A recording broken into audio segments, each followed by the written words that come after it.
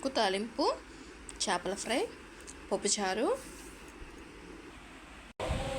ఇదిగోండి ఇలా వస్తాయన్నమాట. ఈ చేపలని ఫ్రై చేసి చూద్దాం, ఎలా వస్తాయో చూద్దాం. ఫస్ట్ టైం అయితే చేస్తున్నా, చూద్దాం ఒకసారి. చిన్న చేపలు ఫ్రై ఎప్పుడు ట్రై చేయలేదు, కానీ నేనైతే ఫస్ట్ టైం ట్రై చేద్దాం అనుకుంటున్నాను. చేశాను, నిజంగా సూపర్ వచ్చింది.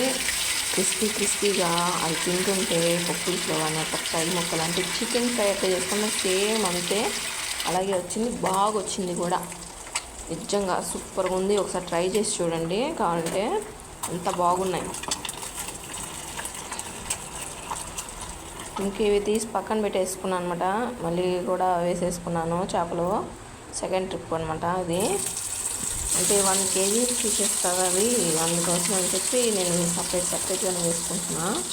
మా ఇంట్లో స్పెషల్స్ అయితే ఈరోజు ఆ చేపల ఫ్రై, వైట్ రైస్తో పాటు పప్పుచారు ఉంది.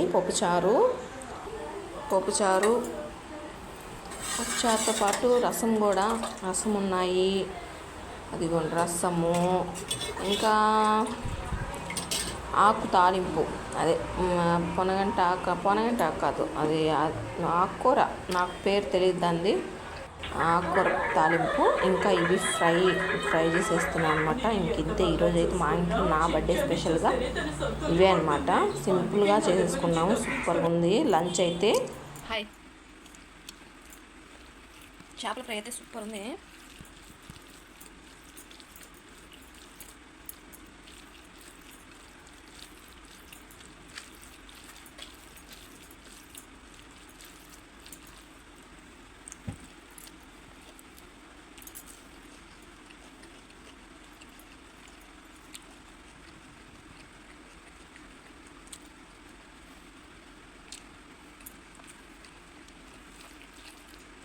అవును, మీరు నా వీడియోస్ చూస్తుంటే లైక్ చేస్తున్నారా?